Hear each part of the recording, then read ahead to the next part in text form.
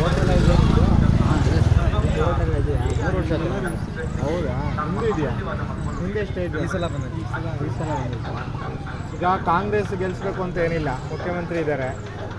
B J ಪಿನೂ ಗೆಲ್ಸಂಗಿಲ್ಲ, ಪ್ರಧಾನಮಂತ್ರಿ ಇದ್ದಾರೆ. ನಮ್ಮ ಪಕ್ಷಕ್ಕೆ ಒಂದು ಅವಕಾಶ ಮಾಡಿಕೊಟ್ರೆ ಶಿಗ್ಗಾವಿಂದ ಹೊಸ ಮನ್ವಂತರ ಶುರುವಾಗುತ್ತಲ್ಲ, ಹೊಸ ಕನ್ನಡ ನಾಡಿನ ಪಕ್ಷ, ಹೊಸ ಏನು ಭ್ರಷ್ಟಾಚಾರ ರಹಿತ ವಾತಾವರಣ ನಿರ್ಮಾಣ ಮಾಡೋದಕ್ಕೆ ಕೆಲಸ ಮಾಡೋದಕ್ಕೆ ಸಾಧ್ಯ ಆಗುತ್ತಲ್ಲ. ನೀವೆಲ್ಲ ಮನ್ಸು ಮಾಡಬೇಕು, ಮನ್ಸು ಮಾಡಿ ಎಲ್ಲ ಓಟ್ ಹಾಕಿ ಎಲ್ಲ ಪ್ರೇರಣೆ ಮಾಡಿದ್ರೆ ಆವಾಗ ಬದಲಾವಣೆ ಆಗುತ್ತಪ್ಪ. ಎಲ್ಲ ಹಿರಿಯರೆಲ್ಲ ಇವಾಗ ಗೆಲ್ಸಿ ಪಾಡು ಮಾಡಿದ್ದಾರೆ. ಏನು ಒಳ್ಳೇದು ಮಾಡಿದಾರಾ? ಅವಲ್ಲಿ ನಿಮ್ಗೆ ಅನಿಸುತ್ತಾ ಒಳ್ಳೇದು ನಡೀತಾ ಇದೆ, ನಮ್ಮ ದುಡ್ಡು ಚೆನ್ನಾಗಿದೆ ಅಂತ ಅನ್ನಿಸ್ತಾ ಇದೆಯಾ?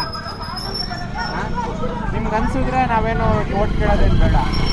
ನಿಮ್ಗೆ ಅನಿಸ್ತಾ ಇದ್ರೆ ಅವ್ರೇನು ಚೆನ್ನಾಗಿ ಮಾಡ್ತಾ ಇಲ್ಲ ಅಂದರೆ ಬೇರೆಯವ್ರಿಗೆ ಅವಕಾಶ ಮಾಡಬೇಕಲ್ವಾ? ಡೆಮಾಕ್ರೆಟಿಕ್ ಸೆಟಪ್ಪಲ್ಲಿ ಬೇರೆ ಪಕ್ಷ ಬಿಡೋದಕ್ಕೆ ಅವಕಾಶ ಮಾಡಿಕೊಟ್ರೆ ತಾನೇ ಏನಾದರೂ ಆಗುತ್ತೆ ಬದಲಾವಣೆ. ಇಲ್ಲಾಂದ್ರೆ ಎಲ್ಲ ಆಗುತ್ತೆ ಅಲ್ವಾ? ಹಾಗಾಗಿ ನೀವೆಲ್ಲ ಒಂದು ಟೀಮ್ ಮಾಡ್ಕೊಳ್ಳಿ. ಯಾವ ಊರಿದು? ಹಿರೇಮಣಕಟ್ಟಿಯಲ್ಲಿ ಒಂದು ಸಂವಾದ ಮಾಡೋಣ ನಿಮ್ಮ ಜೊತೆ ಎಲ್ಲ, ಒಂದು ಯೂತ್ಸು. ಯಾವಾಗ ಸೇರ್ಕೋತೀರಾ ನೀವೆಲ್ಲ? ಹೌದಾ? ನಿಮ್ಮ ಫೋನ್ ನಂಬರೆಲ್ಲ ಕೊಡ್ತೀರಾ? ಫೋನ್ ನಂಬರ್ ಕೊಟ್ಟರೆ ನಾವು ಸಂಜೆ ಹೊತ್ತಿಗೆ ಬಂದು ಮೈಕ್ ಹಾಕ್ಕೊಂಡು ನಿಮ್ಮ ಜೊತೆ ಒಂದು ಸಂವಾದ ಮಾಡೋಣ. ಏನು ಬೇಕು ನಿಮ್ಮ ಕ್ಷೇತ್ರಕ್ಕೆ, ನಿಮ್ಮ ಊರಿಗೆ ಏನು ಬೇಕು, ಏನು ಮಾಡೋಣ ಸಾಧ್ಯತೆ ಇದೆ ಅಂತ. ಬೇರೆ ಪಕ್ಷದ ಥರ ಅಲ್ಲ, ಮಾಡ್ತೀವಿ ಗೆದ್ದಾಗ ಮಾಡ್ತೀವಿ ಮಾಡೋಣ ಹಾಗೆ ಹೀಗೆ ಅಲ್ಲ. ಈಗ ವನಹಳ್ಳಿ ಗೊತ್ತಲ್ವಾ, ಅಲ್ಲಿ ಕರೆದಿದ್ರು. ಅವ್ರ ಊರಲ್ಲೆಲ್ಲ ನೀರು ನಿಂತ್ಕೊಂಡ್ಬಿಟ್ಟು ಡೆಂಗ್ಯೂ ಎಲ್ಲ ಬಂದ್ಬಿಟ್ಟಿತ್ತು. ಈವೋನೇ ಖುದ್ದು ನನ್ನ ಫೋನ್ ಮಾಡಿದ್ವಿ, ಇವತ್ತು ಈವೋ ಬಂದುಬಿಟ್ಟು ಎಲ್ಲ ನೋಡಿಕೊಂಡು ಇವಾಗ ಸರಿ ಮಾಡಿಸ್ತೀನಿ ಅಂತ ಬಂದು. ಸರ್ಕಾರದಿಂದ ಆಗಬೇಕಾಗಿರುವಂಥ ಕೆಲಸನ ನಾವು ಮಾಡಿಸ್ಕೊಳ್ಳೋದ್ರಲ್ಲಿ ಯಾವ ಮುಂದೆ ಏನೂ ನೋಡೋಂಗಿಲ್ಲ ಏನಪ್ಪ.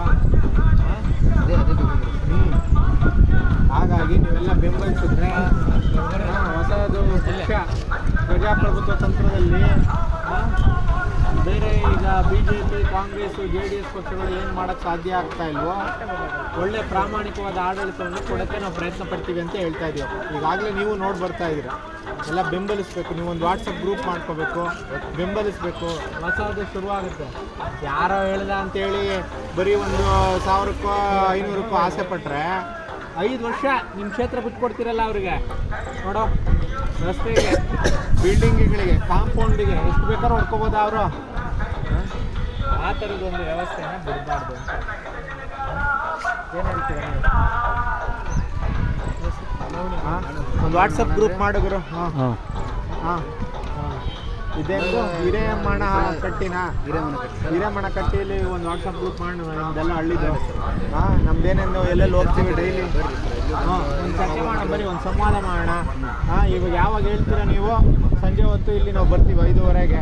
ನೀವೆಲ್ಲಿ ಸೇರ್ಕೋತೀರಾ ಅಂದರೆ ಇಲ್ಲೇ ಸೇರೋಣ ಅಂದರೆ ಇಲ್ಲೇ ಸೇರೋಣ. ಸ್ಕೂಲ್ ಬೇಡ, ಇಲ್ಲೇ ಮುಂದೆ ಸ್ಕೂಲ್ ಮುಂದೆ ಬೇರೆ ಕಡೆ ಎಲ್ಲಿ ಜಾಗ ಇದೆ ಅಲ್ಲಿ ಜಾಗ ಇದ್ದರೆ ಅಲ್ಲಿ ಸೇರಿಕೊಂಡು ಒಂದು ಮಾತುಕತೆ ಮಾಡಿಬಿಟ್ಟು ಒಂದು ಟೀಮ್ ಮಾಡೋಣ. ಈಗಾಗಲೇ ನೋಡಿದಿರಲ್ಲ, ಬೇರೆ ಪಕ್ಷಗಳು ನೋಡಿದಿರ, ಅವ್ರೇನು ಮಾಡ್ತಾ ಇಲ್ಲ ಅಂತ ಗೊತ್ತಾದ್ಮೇಲೆ ಬೇರೆಯವ್ರನ್ನ ಆರಿಸ್ಬೇಕಾ? ಅವ್ರನ್ನ ಆರಿಸ್ಬೇಕಪ್ಪ, ಬೇರೆಯವ್ರನ್ನ ಆರಿಸ್ಬೇಕು ತಾನೆ. ಅವ್ರಿಗೆ ಬುದ್ಧಿ ಕಲಿಸೋದು ಹೇಗೆ ಅಲ್ವಾ?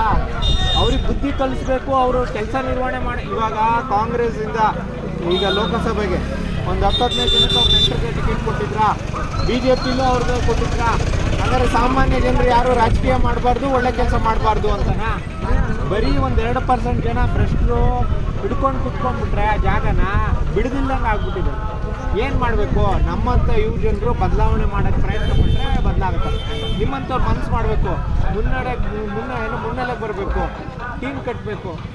ಪ್ರಯತ್ನ ಪಟ್ಟರೆ ಆಗುತ್ತೆ. ಇವಾಗ ಯಾರೋ ಇದ್ದಾರೆ, ಅವ್ರು ನಮ್ಮ ಅಣ್ಣವ್ರು ಇದ್ದಾರೆ, ಇವ್ರು ಇದ್ದಾರೆ, ಅವರು ಇದ್ದಾರೆ ಅಂದರೆ ಆಗಲ್ಲ, ಏನು ಬದಲಾವಣೆ ಆಗಲ್ಲ. ನಾವು ಮನಸ್ಸು ಎಲ್ಲರ ನಂಬರ್ ತೊಗೊಳಪ್ಪ, ಇವ್ರದೆಲ್ಲ ನಂಬರ್ ತೊಗೊಂಡು ಒಂದು ವಾಟ್ಸಪ್ ಗ್ರೂಪ್ ಕ್ರಿಯೇಟ್ ಮಾಡು. ಏನು ಮಾತಾಡ್ತಿರೋ ಅದೇ